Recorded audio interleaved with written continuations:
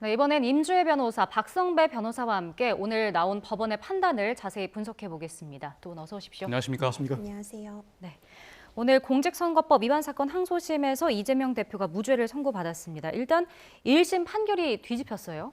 그렇습니다. 1심에서는 이제 고 김문기 씨를 모른다라고 한 발언 부분에 대해서는 무죄가 나왔지만 그 외에 함께 골프를 치지 않았다. 그리고 국토부의 협박이 있었기 때문에 용도 변경을 승인했다. 이 발언에 대해서는 유죄 판단을 받았습니다. 네. 하지만 항소심에서는 정반대의 결과를 얻었다라고도 평가할 수 있을 것 같은데 모든 발언에 대해서 허위사실 공표로 인정될 수 없다라는 취지의 판단이 나왔습니다. 결국 전부 무죄를 받았기 때문에 1심에서는 피선거권이 10년 동안 상실이 되는 징역 1년의 집행유예 2년형에서 무죄로 완전히 그 결론이 뒤바뀌었다고 평가할 수 있습니다. 네, 예. 오늘 판결 어떻게 보셨습니까?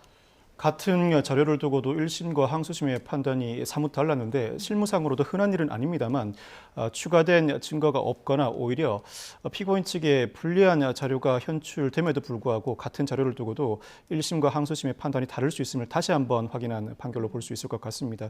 특히나 이 사건은 유무죄 판단뿐만 아니라 형량이 어느 정도인지가 초미의 관심사였는데 형량을 논할 필요가 없을 정도로 무죄 판결이 그대로 선고되었습니다. 2심 무죄 판결이 선고되면서 1심 판단 못지않게 2심 판단도 상당한 근거를 제시했는데 검찰은 즉각적으로 상고하겠다는 입장을 밝힌 만큼 최종적인 판단은 대법원에서 내려질 것으로 전망됩니다. 네. 앞서 이제 항소심 심리 과정에서 재판부가 검찰의 공소장 변경을 요청했었잖아요. 근데 고 김문기 처장의 발언과 관련해서 이제 이 대표의 허위 발언이 어느 부분인지를 짚어달라는 내용이었었는데 이 부분이 변수가 됐을까요?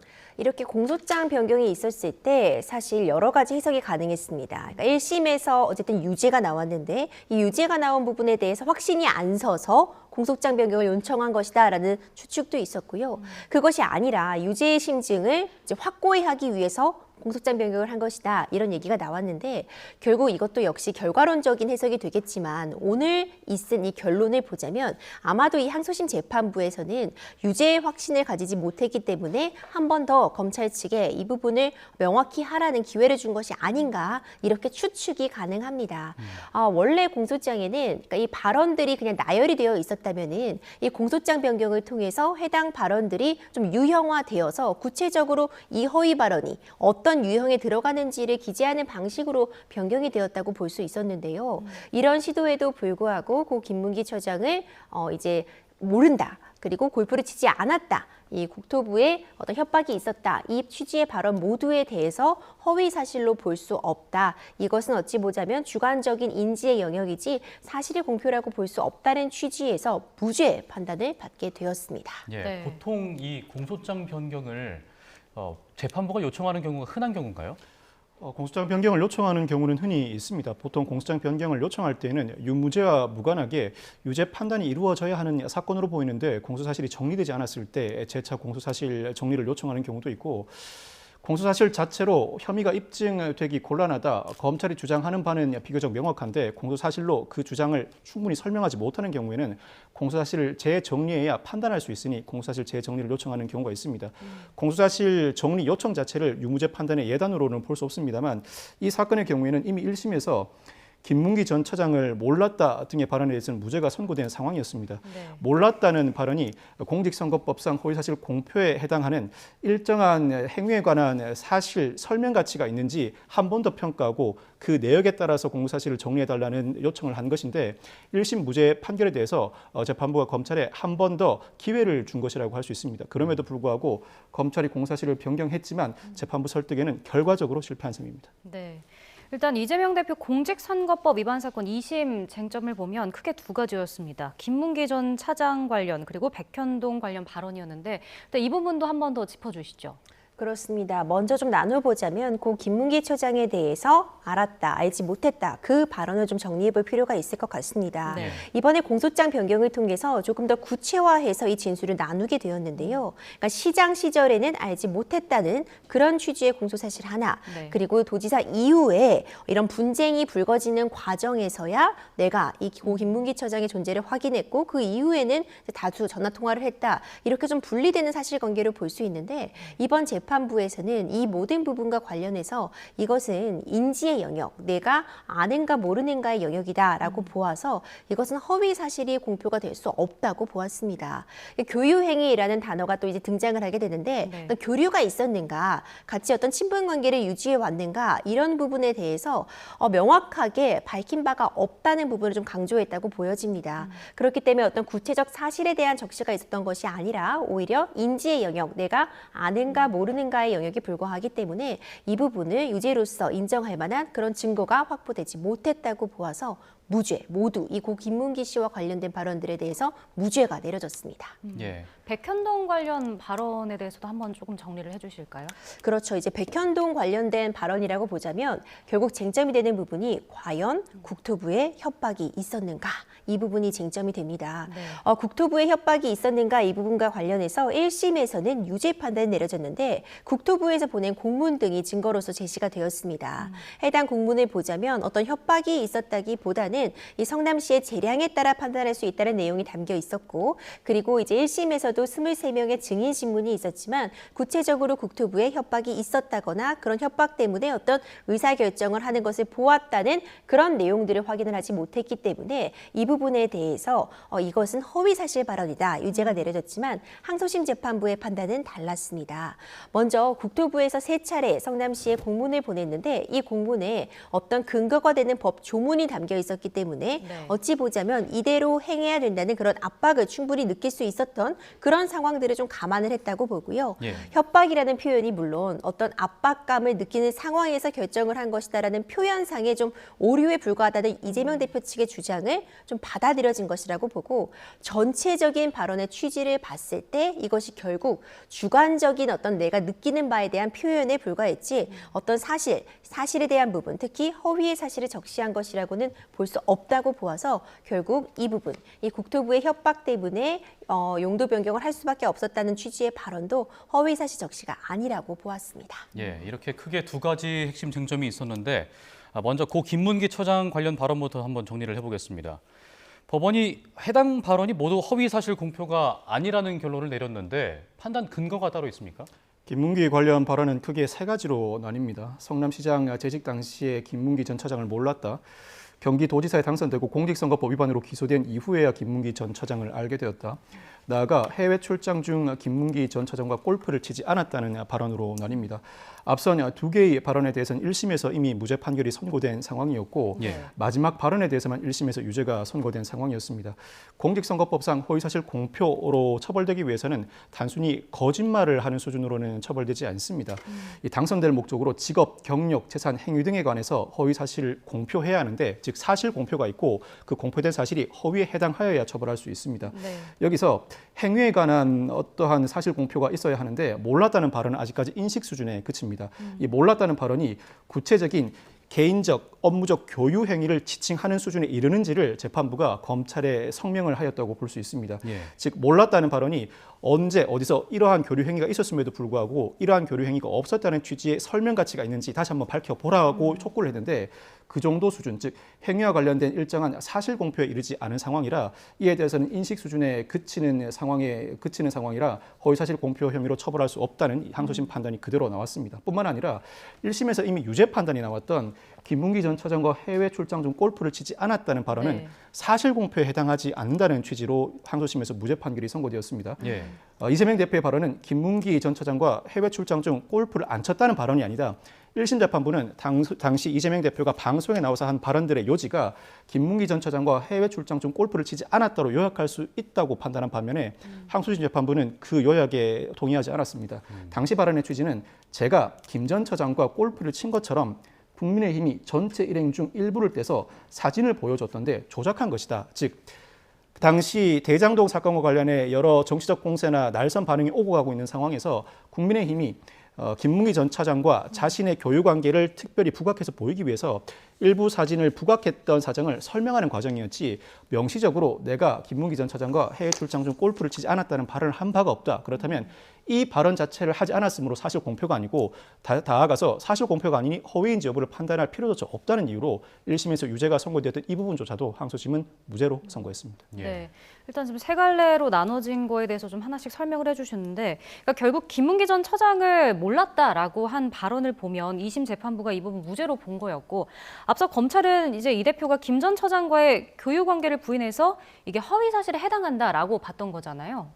그렇습니다. 하지만 항소심의 판단은 달랐습니다. 사실상 모든 발언에 대해서 허위사실 공표가 아니라고 본 것인데, 이런 차이를 가져온 부분에는 사실 이 골프를 치지 않았다, 이 부분을 좀 짚고 넘어갈 필요가 있을 것 같습니다. 네. 이 사진이 문제되는 것인데, 이재명 대표가 한 그 발언의 전반적인 취지를 보면 마치 단체 사진이었는데 4명만 따로 떼어 놓아서 골프를 친 것처럼 조작을 했다, 이런 취지의 발언으로 보여집니다. 근데 이와 관련해서 이제 1심 재판부에서는 골프를 치지 않았다라고 발언한 것으로 보아 이것은 허위 사실이고 이것이 선거에 영향을 끼쳐서 문제가 될 수 있다, 유죄로서 판단을 했는데요. 항소심 재판부에서는 이것이 원본 사진의 경우에는 10명이 지금 이 사진에 들어있는 단체 사진이고, 뭐 일어서 있는 사람도 있고 앉아 있는 사람도 있는 사진이었는데, 딱 4명만 따로 떼어서 확대를 한 부분을 조작된 것이라고 이재명 대표가 표현을 한 것이고, 이것은 골프를 쳤는지 안 쳤는지는 주관적 인식의 영역으로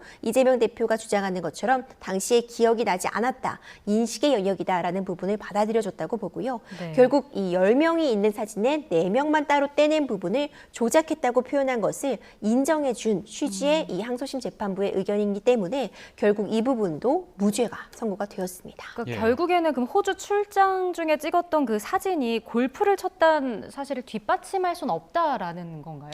골프를 쳤다는 사실 자체는 인정되는 상황에서 이재명 대표의 발언이 어느 정도 설명 가치를 가지고 있고 고의에 기한 허위 사실 적시인가가 중요한 쟁점이라고 할 수 있는데, 이 사진 자체가 당시 이재명 대표와 김 전 처장이 함께 골프를 쳤다는 근거가 될 수도 없을 뿐만 아니라 당시 발언의 취지는 골프를 치지 않았다는 데 방점이 찍힌 것이 아니고 네. 국민의힘 측이 일부 사진을 조작하는 상황을 강조하는 데 방점을 찍었다, 골프와 관련된 발언 자체를 하지 않았다는 취지로 해석했습니다. 즉 1심과 달리 이 발언의 요지를 항소심은 달리 해석함으로써 사실 공표가 아니니 굳이 허위 사실 공표에 해당하는지조차 판단할 이유가 없다는 취지로 무죄를 선고한 것입니다. 예. 또 골프를 쳤다는 걸 직접 언급하지는 않았는데, 그러니까 사진에 대한 부분에 좀 더 법원이 초점을 맞춘 거라고 봐야 되겠죠? 그렇죠. 사진에 좀 더 집중을 했다고 보여집니다. 그러니까 10명이 찍은 사진 중에 4명만 떼어놓은 부분을 조작됐다고 표현한 것이고, 이것이 조작이 맞다는 취지로 해석해줬다고도 볼 수 있을 것 같습니다. 이제 그런 부분 때문에 골프에 관해서는 이재명 대표가 직접적으로 골프를 쳤다 안 쳤다 언급한 부분이 없으며, 이 해당 취지 그 인터뷰의 발언의 전반적인 부분을 고려할 때 이 사진이 조작되었다는 점을 강조했다고 좀 해석을 해볼 수 있을 것 같습니다. 네. 그리고 백현동 관련 발언도 유무죄 결론이 좀 뒤집혔습니다. 국토부 협박 때문에 이루어졌다고 한 부분을 1심은 이제 유죄로 봤지만 2심은 허위 사실로 볼 수 없다, 이렇게 결론을 낸 거잖아요. 이 부분은 동일한 자료에도 불구하고 1심과 항소심이 완전히 다른 사실관계 판단을 했습니다. 1심은 앞서 국토부가 성남시에 공문을 보낼 당시에 의무 조항에 따른 것이 아님을 명백히 하였고 구체적인 용도 지역을 특정하지 않았다. 그렇다면 국토부의 압박이 아니라 성남시 자체 판단으로 용도 지역 변경에 이르렀다고 판단했습니다.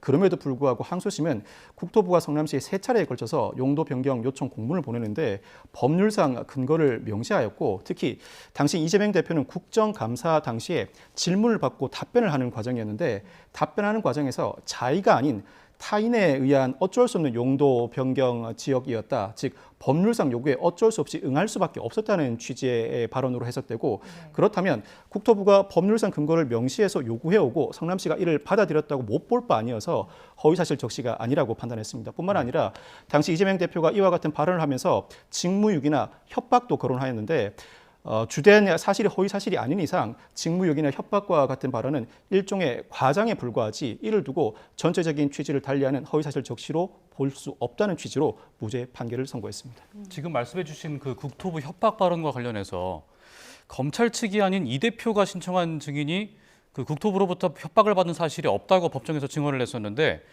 뭐 재판부가 이 부분도 무죄를 선고했다는 건 압박이 있었다고 본 거죠?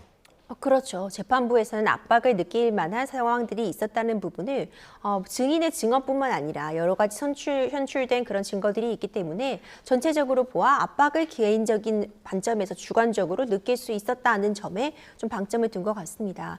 앞서 언급하신 항소심에서도 2명의 증인 신청이 있었고 증인 신문이 진행이 되었는데 이재명 대표 측에서는 1심에서 이 국토부의 협박이 있었다 이 발언이 유죄로 나왔기 때문에 형량을 낮추거나 아니면 무죄를 받으려면 반드시 이 국토부 협박에 대한 부분에 대해서 다른 주장을 제기해야 되는 상황이었거든요.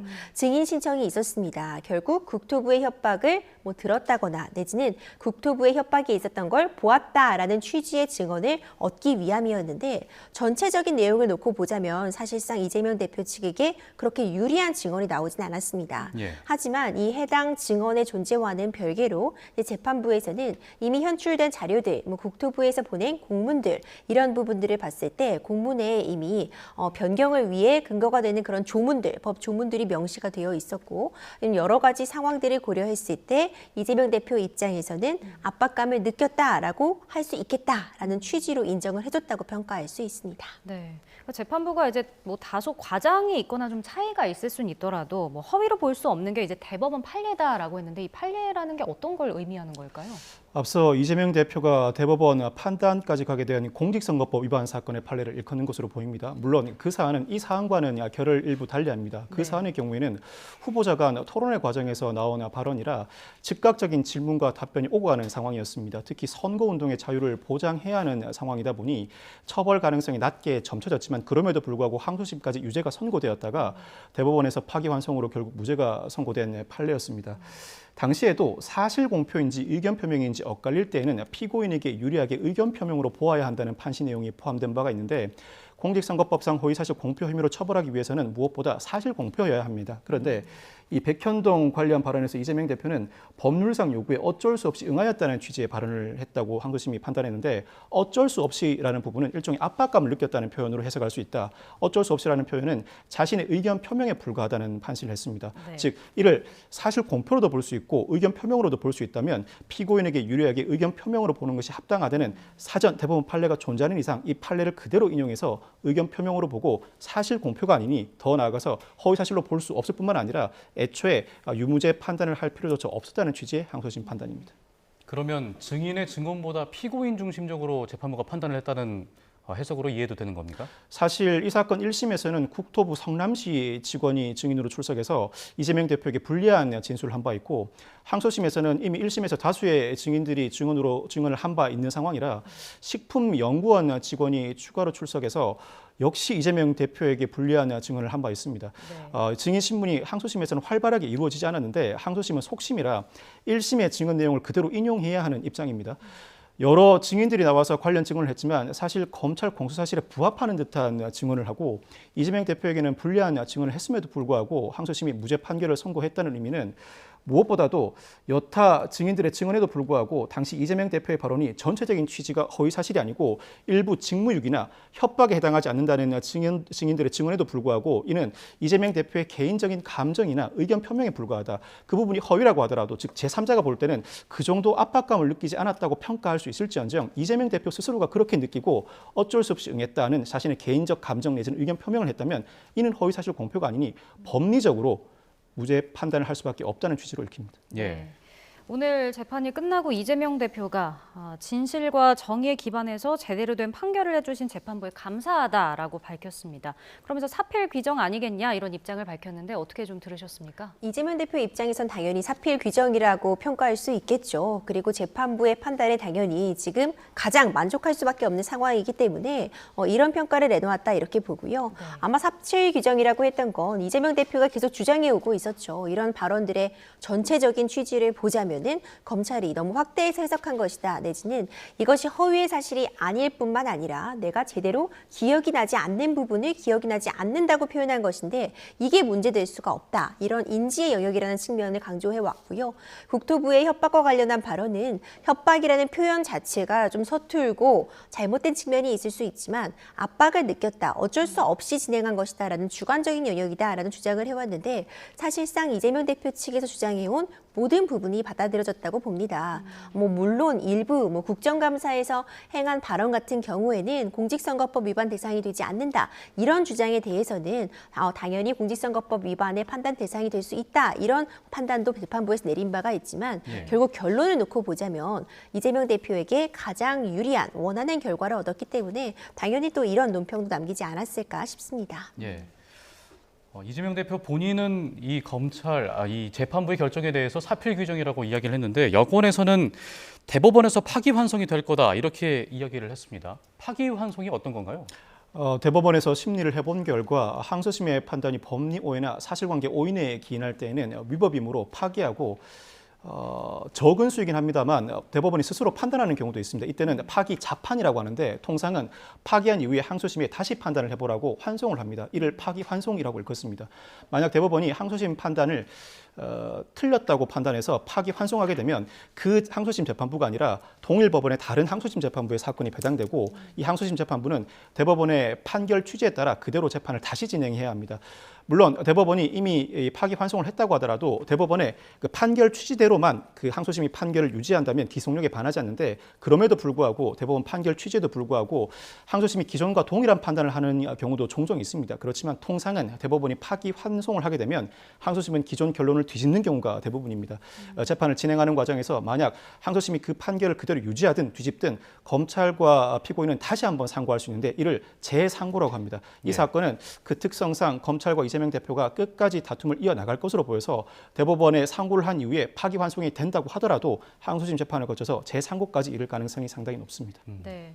일단 그 결과는 어떻게 될지 좀 지켜봐야 할 텐데 검찰이 일단 2심 오늘 나온 무죄에 대해서 대법원에 상고를 하겠다라고 밝혔습니다. 그러니까 최종심인 대법원에서 이 위법을 좀 시정하겠다 이런 뜻인 거잖아요. 그렇죠. 사실 검찰 입장에서는 상고를 할 수밖에 없는 상황이죠. 1심과는 달리 어찌 보자면 주장했던 모든 쟁점들에 대해서 무죄라는 성적표를 받아들였기 때문에 네. 상고는 당연히 할 수밖에 없는 그런 수순으로 보여지고요. 예. 결국 1심 재판부와 항소심 재판부의 판단이 사실 달랐습니다. 같은 사실관계를 바라보고 사실상 새로운 증거라던가 아니면 새로운 그런 구체적인 증언이 나온 부분은 없음에도 불구하고 판단이 달라졌기 때문에 이 부분은 어떻게 해석하는지에 따라서 달라질 수 있는 영역이라고 볼 것 같고요. 네. 그렇기 때문에 대법원에서 다시 한번 지금 무죄를 받은 부분에 대해서 다퉈보겠다. 이런 취지로 지금 바로 즉각 상고하겠다고 밝혔다고 봅니다. 네. 예. 근데 검찰 입장에서는 이 혐의 입증이 그렇게 되면은 수월하지 않을 수도 있는 거 아닌가요?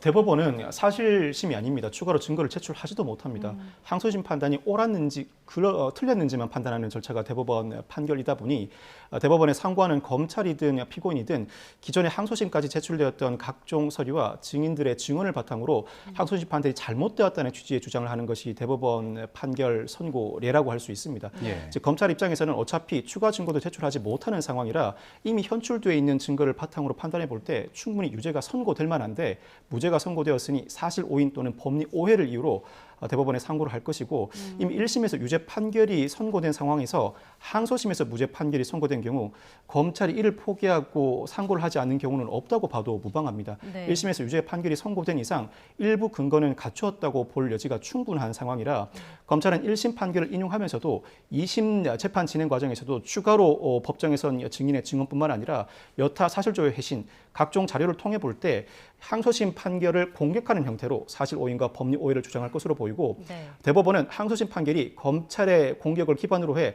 적절하게 또 나아가서 적법하게 선고되었는지 판단하는 절차를 거칠 것으로 보입니다. 이와 같은 대법원 특유의 서면 심리를 거쳐서 항소심 판결의 정당성을 심리하게 되는데 통상은 서면 심리에 그치는 재판 절차이다 보니 1심, 2심만큼 오랜 시간이 소요되지는 않습니다. 예. 통상 6개월 이내, 길다고 하더라도 1년을 넘기는 경우가 드문 것이 대법원 판결 선고인데 특히 이 사건은 공직선거법 위반 사건으로서 3개월 이내에 선고하여야 하는 강행 규정이 존재하기도 합니다. 물론 그 기간을 따르지는 않습니다만 신속하게 판결 선고를 할 가능성이 높아 보입니다. 그게 633 원칙이라는 건가요? 그렇습니다. 공직선거법은 공직선거법 위반 사건은 다른 사건보다 먼저 심리해야 하고 1심은 기소된 때로부터 6개월 이내, 2심과 3심은 전심 판결 선고시로부터 3개월 이내에 선고하여야 한다는 강행 규정을 두고 있습니다. 표현은 강행 규정입니다만 실무상으로는 그 강행 규정의 기간을 준수하지 않고 도과가는 경우도 상당히 많고 도과하였다고 하더라도 그 판결이 위법이라고 볼 수는 없습니다. 다만 조희대 대법원장이 취임하면서 재판부의 신속한 심리와 판결을 강조한 바 있고 네. 공직선거법 위반 사건의 경우에도 공직선거법상 판결 선고 기간을 준수하여야 한다는 입장을 고수하는 만큼 이 사건도 신속하게 심리의 판결을 신속하게 내릴 가능성을 배제하지 못할 것 같습니다. 예. 또 앞서 검찰이 1심과 2심에서도 최고형인 징역 2년형을 구형했는데 상고를 해서도 원심과 같은 2년을 구형할까요? 그거는 뭐 지켜볼 필요가 있을 것 같은데 중요한 쟁점은 결국 어떻게 항소심에 대한 판단을 뒤집을 수 있을까 검찰은 그 부분에 총력을 기울여야 된다고 봅니다. 네. 결국 재판부에서는 뭐 고 김문기 처장을 몰랐다 이런 발언에 대해서 유죄의 취지로 인정을 할 만한 그런 허위 사실의 공표가 볼 수 없다. 그리고 교유 행위를 인정할 만한 다른 증거가 없다. 이런 표현을 지금 쓰고 있거든요. 예. 그렇다면 검찰에서는 항소심과 달리 또 다른 판단을 받아들이기 위해서는 과연 이 부분을 어떻게 새롭게 논리를 구성을 해서 재판부를 설득시킬 수 있을까? 그 부분에 지금 집중을 해야 되는 상황으로 보이고 예. 이제 다시 한번 공이 넘어갔다고도 보여지거든요. 이번에는 검찰이 항소심의 판단을 어떻게 다른 주장을 통해서 바꿀 수 있을지 결국 대법원은 법률식이기 때문에 법리적으로 어떻게 이런 부분들을 논리적으로 구성해 볼지 많은 고민을 해야 되는 상황인 것 같습니다. 네. 보통 2심에서 이렇게 무죄가 나왔을 때 대법원에서 변경되는 건 뭐 어느 정도 비율로 좀 비율을 해볼 수 있을까요? 통계가 정확하게 나와 있지는 않습니다만 1심 무죄, 2심 무죄의 경우에는 대법원에서 변경되는 경우가 드뭅니다. 이에 네. 따라서 과거에는 속된 말로 검찰은 무죄 판결 선고를 상당히 수치스러워했습니다. 이에 따라서 1심 무죄, 2심 무죄가 선고되는 경우에도 거의 대부분 대법원에 상고를 해왔습니다. 그러다 지난 문무일 검찰총장 취임 이후에 1심 무죄, 2심 무죄가 연이어 선고된 사건의 경우에는 구체적으로 상고 필요성이 있는지 심리해보겠다는 공언을 한 이후에 1, 2심 연속으로 무죄가 난 사건의 경우에는 검찰이 상고하지 않고 그대로 종결하는 경우도 상당히 많았습니다. 그런데 1심에서 이미 유죄 판결이 선고된 사건이 2심에서 그 결론이 뒤집어져 무죄 판결이 선고된 경우에는 거의 예외 없이 검찰은 상고를 하기 마련입니다. 네. 1심에서도 일부 유죄 판결이 선고된 이상 대법원이 항소심의 전부 무죄를 일부 뒤집을 가능성도 충분히 배제하지 못합니다. 대법원이 어떠한 판단을 할 것인지 주목되는데 특히 항소심이 추가된 증거가 그다지 없고 이 사건 마지막 변론 기일에는 이 사건 실체 관계보다는 양형 증인에 대한 증인 신문을 진행할 만큼 양형에 상당히 초점을 맞추는 모습도 보여줬습니다. 그럼에도 불구하고 무죄 판결이 선고되었다는 취지는 그동안 현출되었던 각종 자료를 토대로 똑같은 자료임에도 불구하고 1심과 다른 판단을 했다는 것인데 그렇다면 같은 논리로 대법원도 똑같은 자료를 두고도 항소심과 다른 판단을 할 가능성도 충분히 열려 있습니다.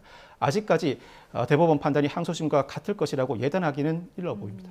그러면 2심에서 불렀던 증인을 3심에서 다시 부를 수도 있는 겁니까? 그렇지는 못합니다. 대법원은 법률심으로서 서면 심리만 진행하게 됩니다. 예. 양 당사자는 추가로 증거 서류를 제출하지 못하고 증거 서류를 제출한다고 하더라도 이는 참고 서면에 그칩니다. 대법원이 참고해도 되고 참고하지 않아도 되는 그러한 자료에 불과하고 네. 특히 서면 심리에 그치기 때문에 추가 서류 제출도 불가능하지만 증인 신문도 별도로 진행하지 않습니다. 오로지 항소심에서 진행되었던 재판, 즉 1심부터 항소심까지 진행되어 왔던 각종 수사 기록과 재판 기록을 토대로 항소심이 정당하게 판단했는지 사후적으로 판단하는 것이 대법원의 판결 형태이기 때문에 예. 새롭게 증거를 제출받는다거나 증인 신문을 새롭게 진행하지는 않습니다. 네. 그리고 이제 이재명 대표가 신청했던 위헌법률 심판 제정은 이제 각하됐습니다. 어떤 이유였습니까? 위헌법률 심판 제청 신청을 2차례나 했습니다. 결국 문제되는 그 조항을 봤을 때 이것이 이제 기본권을 침해하고 있다. 이 지금 재판에 쟁점이 되고 있는 이 조항에 대해서 위헌 여부를 다퉈보겠다. 그렇기 때문에 재판부에 이제 헌법재판소에 이 부분을 제청 신청해달라라는 취지였는데요. 네. 사실상 오늘 선고가 있었고 오늘까지 이 부분에 대한 판단에 재판부가 답변을 하지 않았기 때문에 각하 또는 기각이 된다는 그 결론은 예측이 가능했습니다. 결국 이것이 어떤 헌법적인 문제를 갖고 있다고 이 재판부는 보지 않는다는 결정을 내렸다고 볼 수 있고요. 만약 이것이 받아들여지게 된다면은 위헌법률 심판 제청 신청의 결론이 나올 때까지 재판이 멈추는 그런 효과를 가져올 수 있었는데 사실 이런 부분을 이제 인정하지 않을 것이기 때문에 선고일까지 신청에 대한 답변을 하지 않았다고 보여집니다. 네. 결국 이제 재판부에서는 해당 법률의 위헌성은 다툴 필요가 없다고 보았다고 결론 내릴 수 있습니다. 예. 대법원이 항소심 판결을 만약에 그대로 인용을 한다면 이재명 대표로서는 향후에 그 대선 가도에 지장이 없는 거겠습니까? 일단 당장은 위증교사 혐의에 대해서 1심 무죄 판결을 받아 항소심이 진행 중이고 1심에서 상당 부분 유죄 판결을 받았던 공직선거법 위반 사건에 대해서조차 항소심에서 무죄 판결을 선고받은 이상 이른바 사법 리스크로 일컬어지는 여러 재판이 계류돼 있습니다만 네. 당장 선고를 받아야 하는 두 개 사건에서는 비교적 자유로운 형태가 되었습니다. 예. 만약 대법원에서 공직선거법 위반 사건의 항소심 무죄를 그대로 유지한다면 당장은 오는 탄핵 심판 인용을 전제로 조기 대선이 열린다면 그 대권 가도에는 아무런 지장이 없고 탄핵 심판이 기각된다면 약 2년 후에 대선이 열리게 될 터인데 그 사이에 대장동, 백현동 비위 혐의 등 다른 사건의 판결이 선고된다고 하더라도 1심 판결 선고만 이루어질 전망이지 항소심이나 상고심 판단을 거쳐 확정될 가능성은 상당히 낮습니다. 이에 네. 따라서 현재 공직선거법 위반 사건과 위증교사 사건에서 상급심에서 그 결론을 달리하지 않는 이상 탄핵 심판 인용을 전제로 하든 탄핵 심판 기각을 전제로 하든 이재명 대표의 당장 대권 가도에 걸림돌은 없어 보입니다. 네. 이재명 대표가 지금 받고 있는 재판 같은 경우에 각각 그 진행 과정은 어떻게 되고 있죠? 사실 오늘 있었던 이 항소심 선고가 가장 빠르게 진행이 되고 있고 예. 좀 속도가 내고 있는 상황이고요. 나머지는 아직 갈 길이 멀다고 볼 수 있습니다. 뭐 대장동, 백현동 이런 부분 관련해서는 증인도 정말 많고요. 관련해서 다뤄질 쟁점들이 매우 많기 때문에 1심 선고 결과가 언제 나올지도 미지수입니다.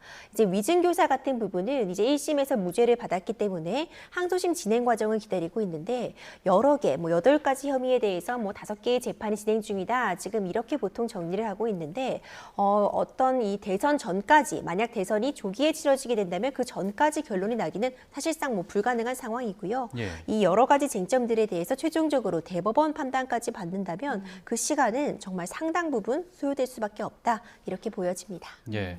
또 정치권과 법조계에서는 헌재가 지금 이 대표의 항소심 결과를 윤 대통령 탄핵 심판 선고일 지정 기준으로 삼는 게 아니냐, 뭐 이런 해석도 지금 나오고 있는 것 같은데 향후에 그 헌재 선고일의 확정 전망은 어떻게 된다고 보십니까? 오늘까지도 헌법재판소가 윤 대통령 탄핵 심판 선고기를 고지하지 않았습니다. 오늘까지 고지하지 않는다면 오는 금요일 선고보다는 다음 주로 넘어갈 가능성이 높고 다음 주라고 한다면 당장 화요일이 4월로 접어들게 되는 날인데 월요일에 선고되는 경우가 거의 드물다는 존재하에 다음 주 중후반은 되어야 선고 가능성이 높아 보입니다. 일각에서 헌법재판소가 이재명 대표의 공직선거법 위반 사건 항소심 결과를 지켜본다는 관측도 많았습니다만 네. 저는 꼭 그렇게 생각하지는 않습니다. 무엇보다도 헌법재판소는 대법원과 동등한 지위에 있는 제4의 기관이라고 할 수 있고 관련 사건이라고 할 수도 없는 이재명 대표의 항소심 판결 선고 결과를 지켜본 것이 사실이라면 이는 헌법재판소가 그 기능을 제대로 수행한다고 볼 수 없습니다. 관련 사건의 그 결과를 지켜보아야 하는 입장이라면 물론 그 관련 사건의 결과를 보고 선고기일을 지정하겠습니다만 직접 관련도 없는 사건에 그 결과를 지켜본다, 즉 정치적 고려를 한다는 것 자체가 헌법재판소가 비록 정치적 심판의 기능도 일부 가지고 있는 법조 기관이긴 합니다만 실제로 그러한 고려를 했다면 헌법재판관들이 그 의무, 그 기능을 제대로 수행하지 못했다고 평가할 수밖에 없습니다. 예. 뭐 결국 이 대표의 항소심 결과와 윤 대통령의 탄핵 심판 선고는 아무런 상관이 없으니 뭐 이걸 참고하지는 않겠습니다만 어쨌든 오늘까지 윤 대통령 선고기를 지정하지 않았으니까 다음 주로 넘어가겠네요. 그렇게 봐야 될 것 같습니다. 적어도 이틀 전에는 언제 선고하겠다는 지금 통지를 해주고 있었거든요. 이전에 뭐 한덕수 총리에 대한 선고 사례도 그렇고 그 전에 뭐 감사원장이나 검사 3인에 대한 탄핵 선고에서도 그랬기 때문에 적어도 이번 주에는 선고가 나기 어려운 거 아닌가 이렇게 점쳐지고 있습니다. 그렇다면 결국 다음 주 아마도 4월로 넘어가게 되지 않을까 현재로서는 조심스럽게 예측이 되고 예. 그래도 데드라인은 있다고 지금 얘기들이 나오고 있습니다. 4월 18일에 이제 이 법관들의 퇴임이 예정이 되어 있기 때문에 적어도 문영배 이제 이미선 재판관의 퇴임 전에는 6인 체제가 되면은 과연 선고를 할 수 있을지 이 부분이 또 논란이 될 수 있기 때문에 네. 그 전에는 결론이 나올 것이다 이런 예측은 가능합니다. 네, 알겠습니다. 자, 지금까지 임주혜 변호사, 박성배 변호사와 함께했습니다. 고맙습니다. 고맙습니다. 감사합니다.